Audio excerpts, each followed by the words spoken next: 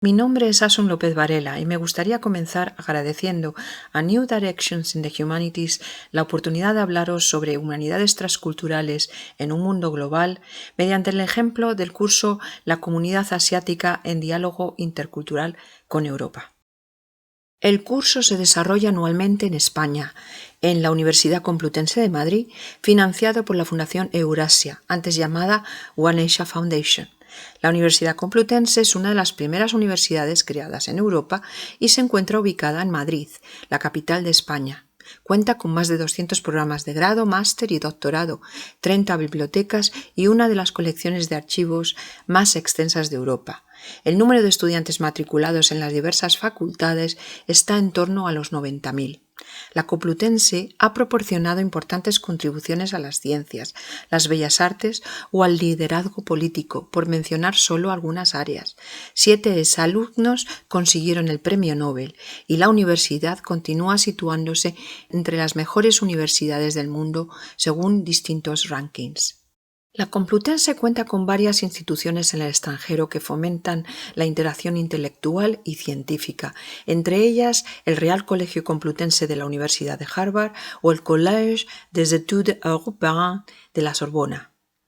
El curso Estudios Crossculturales, financiado por la Fundación Eurasia, está integrado en el programa de investigación Estudios sobre Intermedialidad y Mediación Intercultural, en inglés Studies on Intermediality and Intercultural Mediation, SIM, un programa de investigación que ha desarrollado proyectos con la Unión Europea, el Ministerio de Educación de España, la Comunidad de Madrid, empresas privadas y organizaciones locales sin ánimo de lucro, además de varios grupos de investigación de lugares distintos del mundo. Una colaboración muy especial en este sentido es la que tenemos con Common Ground y las actividades vinculadas a New Directions in the Humanities. El programa de investigación SIM intenta abrir puentes entre la investigación teórica, la innovación docente y las prácticas de transferencia a la sociedad. Se centra en el estudio de las expresiones culturales y artísticas contempladas como actividades de expresión humana con un potencial metarreflexivo y mediador, orientándose hacia las humanidades transculturales en el mundo global. Entre los proyectos que venimos desarrollando se encuentra la traducción al español de la Victorian Web, proyectos con ONGs locales para ayudar al empoderamiento de mujeres inmigrantes, la creación de un hub para la transferencia de conocimiento a la sociedad y varios proyectos editoriales que incluyen revistas académicas y la colección Complete Interact desarrollada con la colaboración de Common Ground.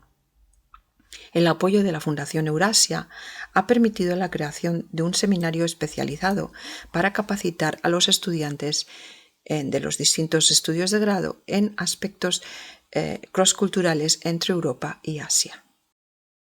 El seminario hace que los estudiantes sean más conscientes de los valores asiáticos en general y de los de la Fundación en particular, siendo el objetivo fundamental el fomento de la paz mundial a través de las relaciones intersubjetivas.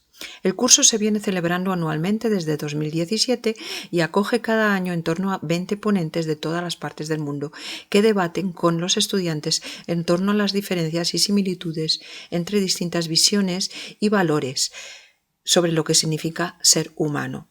La filosofía del presidente de la Fundación Eurasia ha sido fundamental para inspirar tanto a estudiantes como a profesores invitados al curso. El reconocimiento de la cultura como una forma de transferencia semiótica allana el camino para los estudios interculturales y su aplicación en la educación, tal y como propone el programa de investigación Estudios en Intermedialidad y Mediación Intercultural, SIM. Cada cultura tiene sus propias tradiciones, que incluyen formas específicas de comunicación y representación y que preservan además la memoria histórica.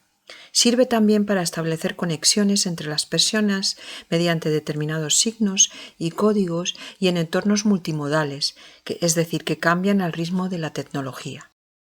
La semiótica se ocupa del estudio de la comunicación y de los signos empleados en ella. Supone un planteamiento de base intersubjetiva, puesto que requiere la conciencia participativa de más de un sujeto. La comunicación intercultural dirige sus esfuerzos a conocer otras culturas y entablar un diálogo con ellas en el marco de las humanidades transculturales. Charles Sanders Peirce definió signo como lo que está en lugar del objeto al que representa referente y que por una relación convencional o de semejanza evoca en un tercero interpretante una realidad determinada por alguien que la interpreta. El estudio de la semiótica incluye tanto los lenguajes construidos artificialmente, es decir, los matemáticos, como los denominados naturales, como son el discurso humano.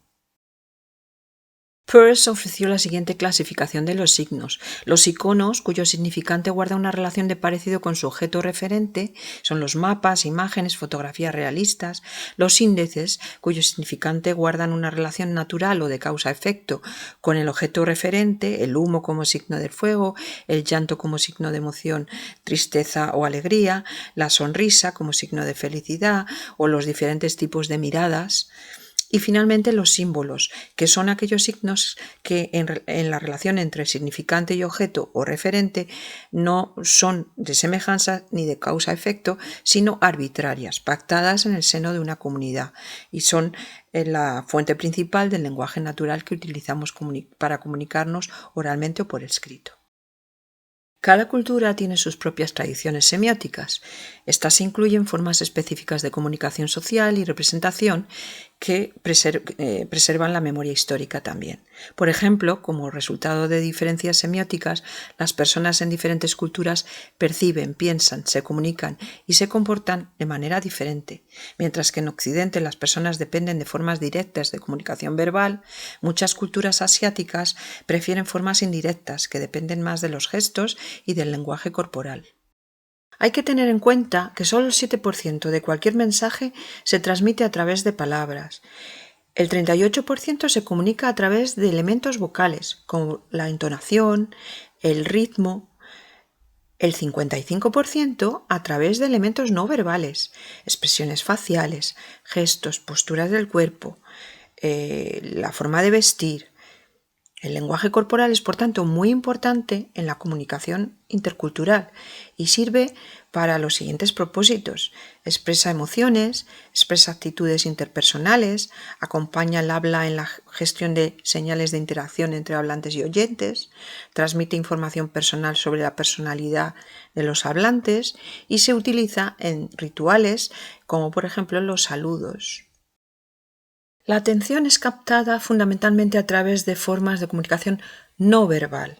Un aspecto fundamental son los índices que operan en el marco de la deixis, del griego antiguo demostración o referencia.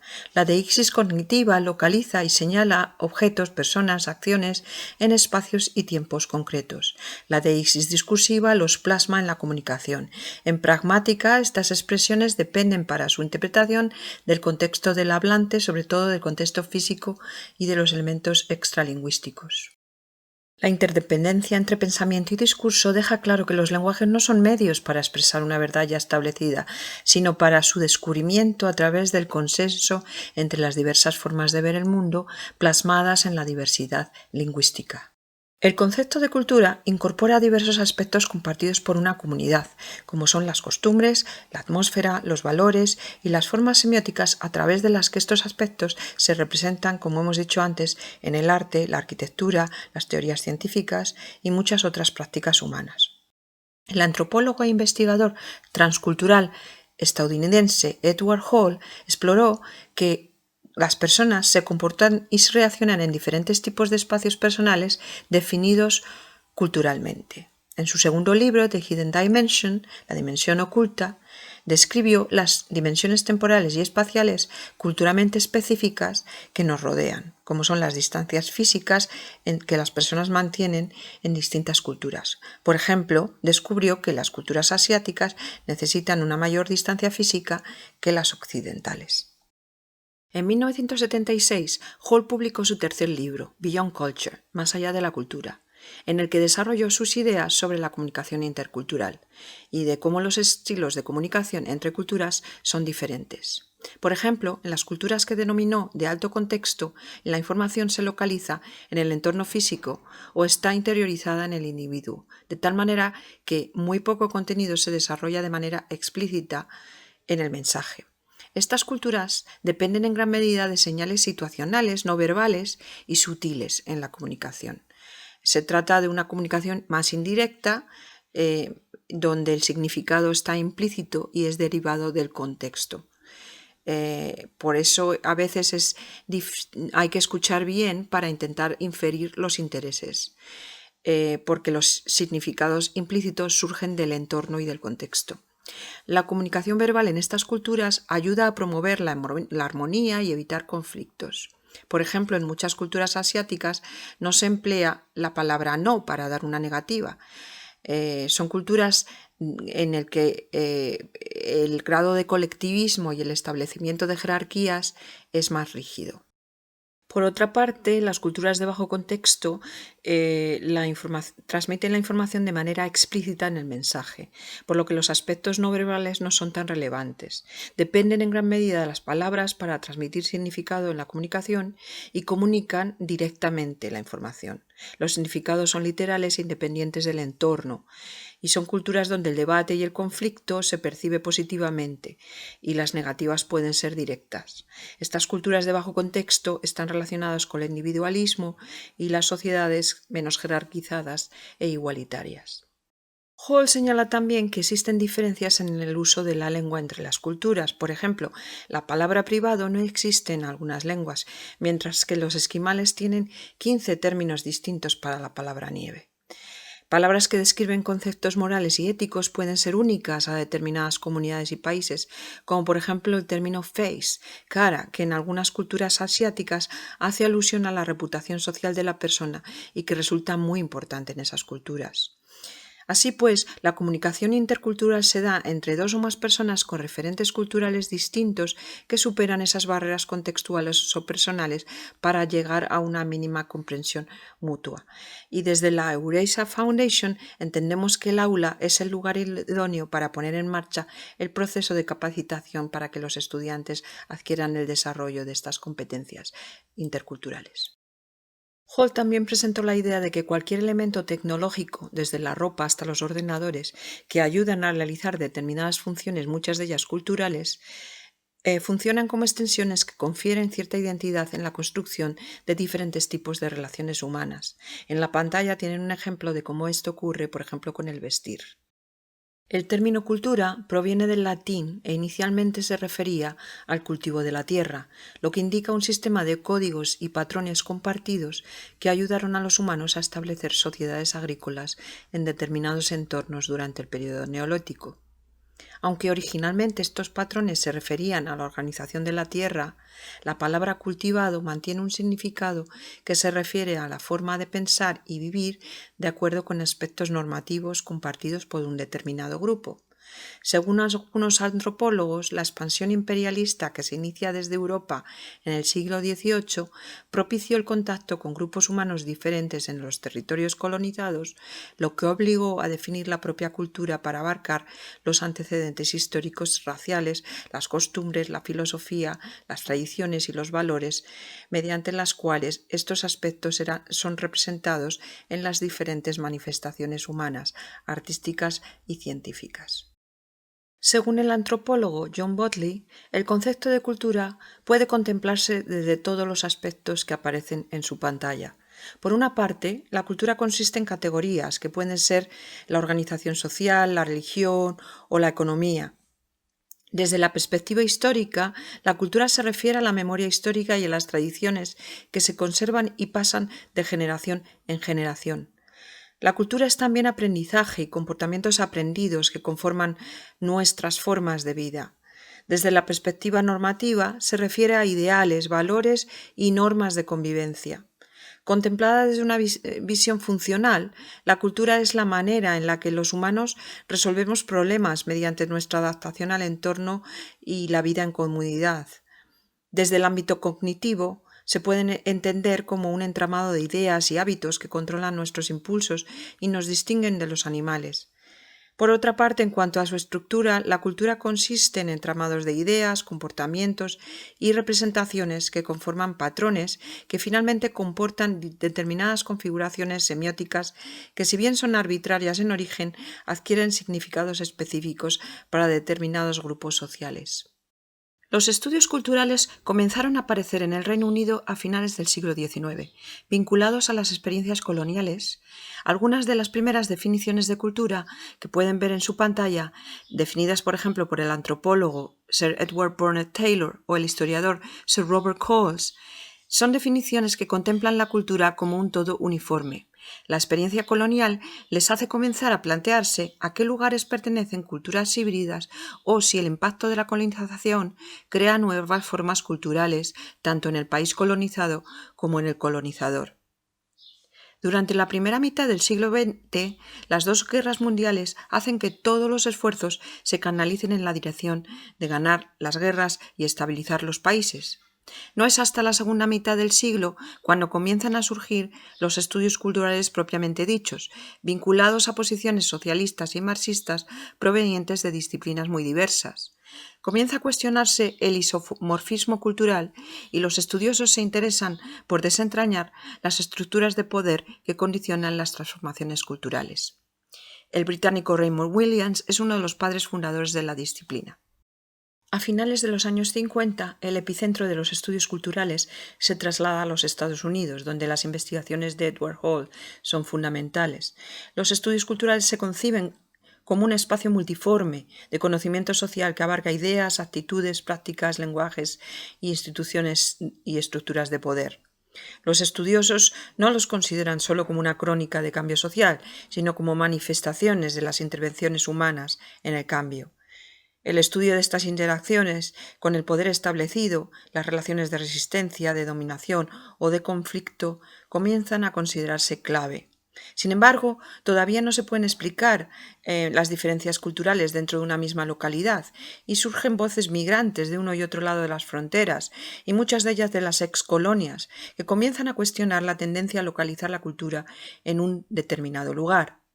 El multiculturalismo de los Estados Unidos y el denominado melting pot de Nueva York, por ejemplo, son un intento débil de reconocer que las culturas de los diversos migrantes han perdido su conexión con el lugar de origen, subsumiendo esa pluralidad en el marco de una identidad nacional.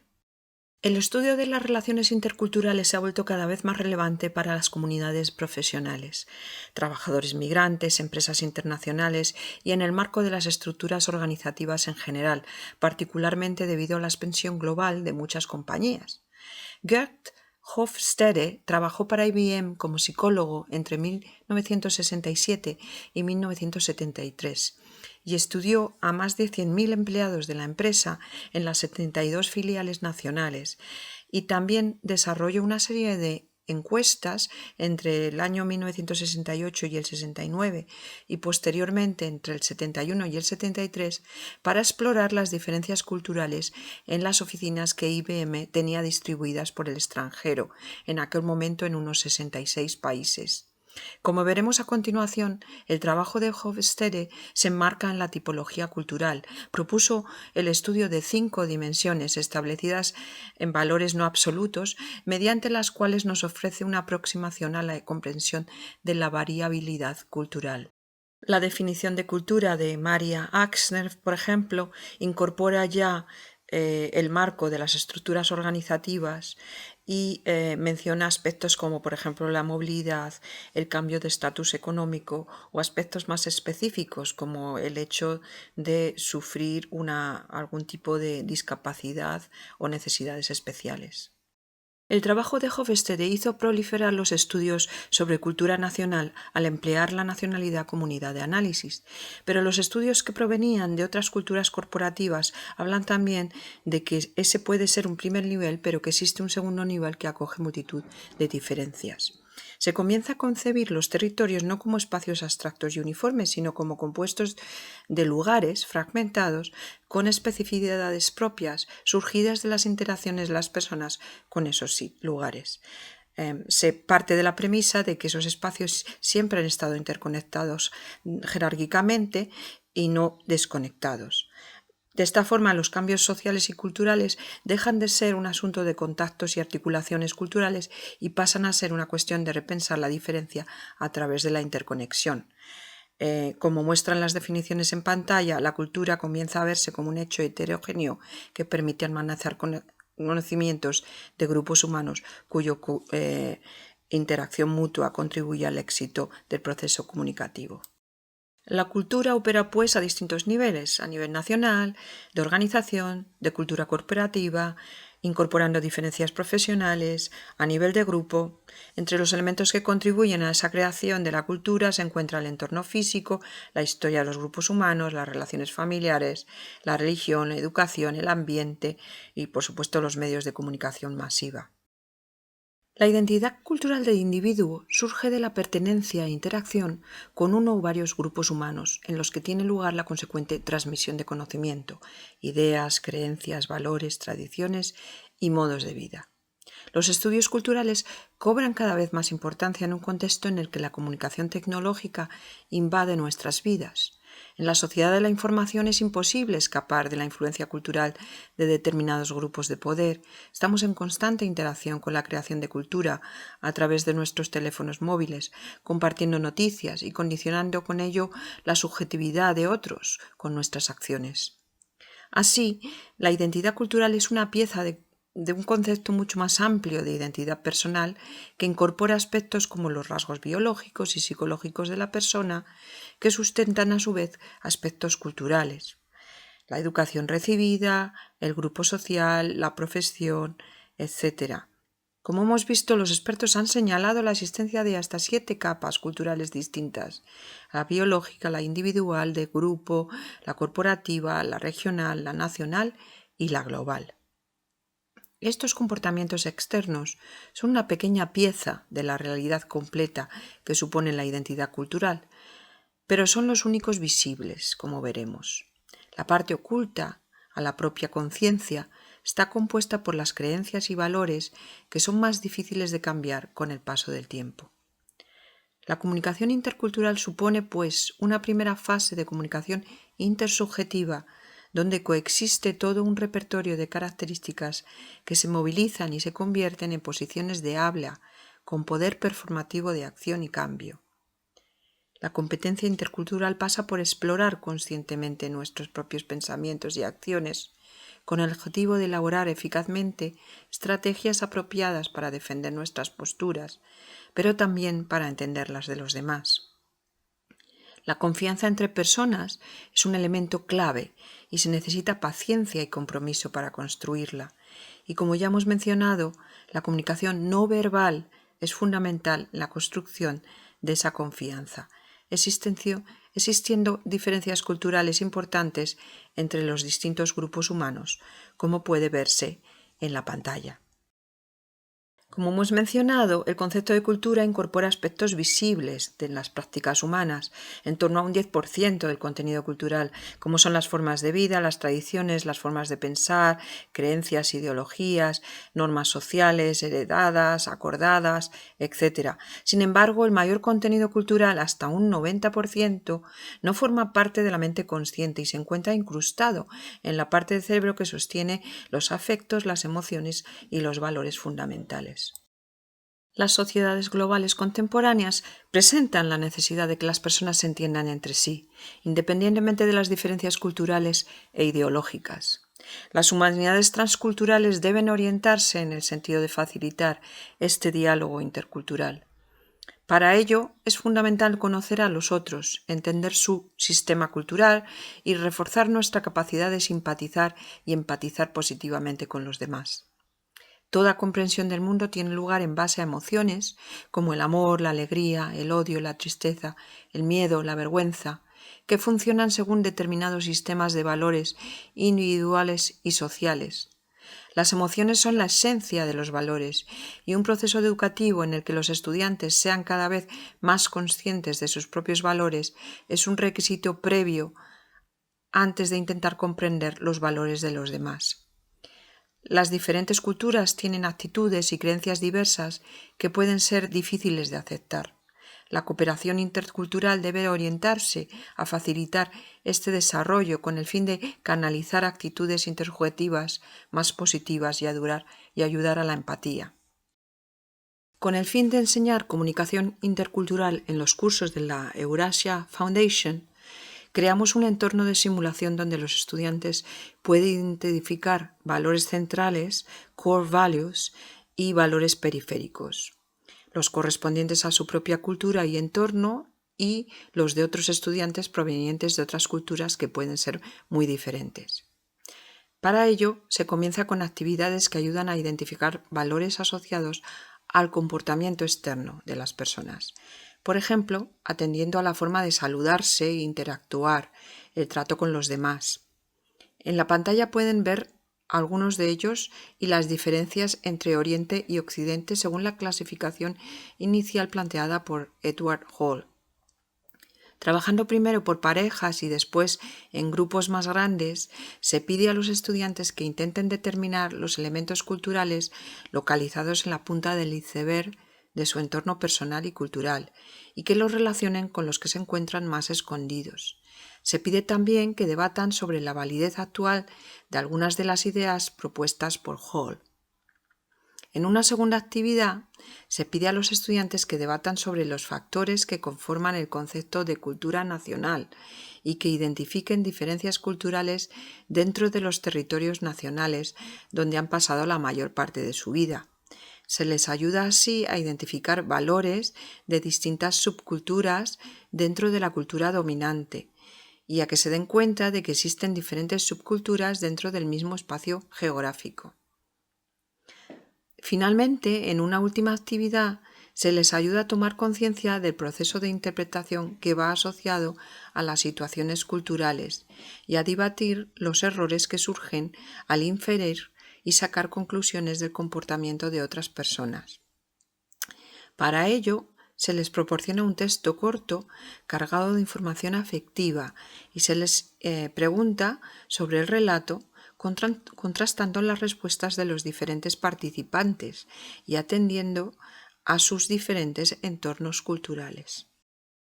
Al cambiar nuestras concepciones de la relación que existe entre el espacio y la diferencia cultural, adquirimos igualmente una nueva perspectiva en los debates sobre la representación. Las estrategias textuales pueden llamar la atención hacia las diferencias, desvelando cómo los estados nacionales, por ejemplo, influyen en la construcción simbólica de los territorios, politizando en cierta medida la imaginación de los lugares a través de las representaciones mediáticas de las distintas formas narrativas. Se ayuda así a los estudiantes a que presten atención a la forma en que se construyen, imaginan, cuestionan e imponen las nociones de espacio y lugar en la cultura.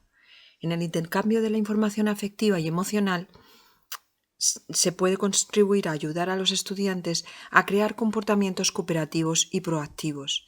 Estas actividades realizadas en el aula les hacen conscientes de cómo los valores se cargan de emociones positivas o negativas que pueden facilitar o impedir la cooperación intersubjetiva e intercultural. Las emociones se experimentan mentalmente como conjuntos discretos, consistentes y coordinados de respuestas a eventos internos o externos con un significado particular para el organismo, y estos son los valores. Estas respuestas van desde lo físico, lo facial, lo verbal, los gestos, hasta las expresiones fisiológicas inconscientes, sudor, dilatación de la pupila, etc. Las emociones persistentes pueden inducir patrones de comportamiento particulares y tendencias de acción, timidez, furia, etc.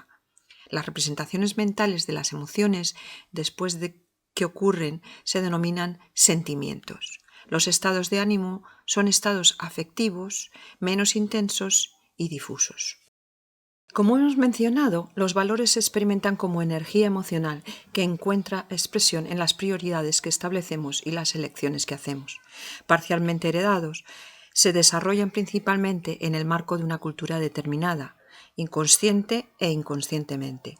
Para que sean evidentes para nosotros mismos y los demás, los tenemos que hacer conscientes mediante la socialización y para alinearlos con otras personas que pueden tener valores muy distintos.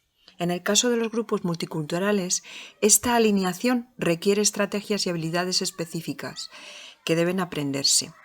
Las que hemos mencionado se desarrollan en el aula multicultural de los cursos de la Eurasia Foundation, en la que los estudiantes se perciben como árboles, puesto que esta es una imagen importante en las culturas asiáticas. Las ramas del árbol son la apariencia visible de los valores. Se muestran en las diferencias y similitudes entre nosotros y los demás. El tronco del árbol son las actitudes observadas, es decir, la forma en que las personas se mueven, sus saludos, su forma de expresarse. Las raíces son valores culturales arraigados que pueden inferirse de la apariencia de las ramas y de las actitudes y reacciones observadas en el tronco. Además de estas estrategias, los estudiantes que se matriculan en el curso reciben un montón de ponencias de disciplinas diversas que incluyen la antropología cultural, ciencia política, historia, geografía, teorías de comunicación, semiótica, diferencias lingüísticas, cognición, expresiones artísticas, etc. A día de hoy el curso ha sumado 75 webinars que contemplan el mundo desde perspectivas multidisciplinares y multiculturales.